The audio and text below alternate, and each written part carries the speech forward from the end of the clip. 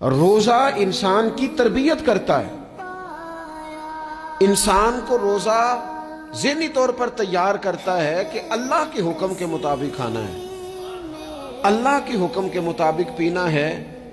سب سے بڑا مسئلہ اس دور کا رزق حلال کا حصول ہے اور حرام سے اجتناب ہے۔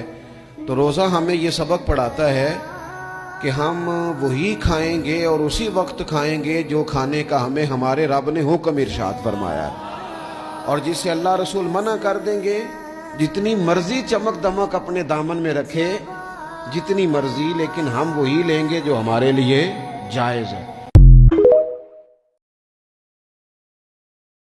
لیکن یہ لفظ بڑے حسین نہیں کہ روزہ دار کی رب سے ملاقات ہوگی، یہی لفظ بڑے باکمال نہیں؟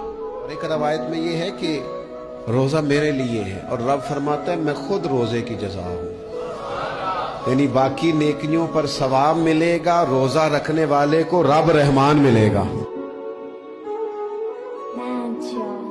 کہا جائے نماز پڑھنے آؤ تو کہتے ہیں کپڑے ٹھیک نہیں، اور کہا جائے کہ آؤ ذرا دعوت پہ چلیں تو کہتے ہیں 1 منٹ ٹھہر میں کپڑے بدل کے آیا۔ نماز کے لیے کہا تو کہتا ٹھیک نہیں، دعوت کے لیے کہا تو کہتا میں ذرا تیاری کر لوں، یوں جانا مناسب نہیں، یہ معاملہ ٹھیک نہیں۔ رب تو فرماتا ہے کہ جب تم مسجد میں آئے تو زینت اختیار کر کے آ، خوب ذوق سے دعا مانگے، خوب شوق سے نماز پڑھیں، خوب استغفار کا مزاج بنائیں۔ آپ لوگوں کے بیچ رہ کے سکھ حاصل کرنا چاہتے ہیں، لیکن آپ کو پتہ ہے کئی مہینے غار ہرا میں رہنا بھی مدینے والے محبوب کا طریقہ ہے۔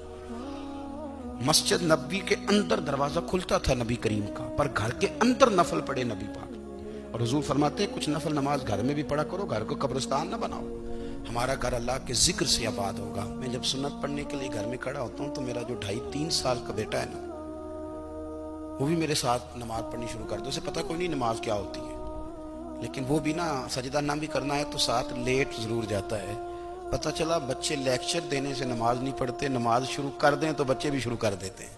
ہم جب پریشان ہوتے ہیں تو لیکچر دیتے ہیں، تو لیکچر تو باہر شاید چل جائے، گھر میں کیسے چلے گا؟ گھر میں تو عمل چلے گا۔ نبی پاک علیہ السلام نے نہ فرمایا جس نے لوگوں کا شکریہ ادا نہیں نہ کیا اس نے اللہ کا بھی کوئی نہیں کیا۔ اگر تو کسی کا احسان مند ہی نہیں، اگر تو کسی کا مشکور ہی نہیں تو اللہ کا کیا شکر ادا کرے؟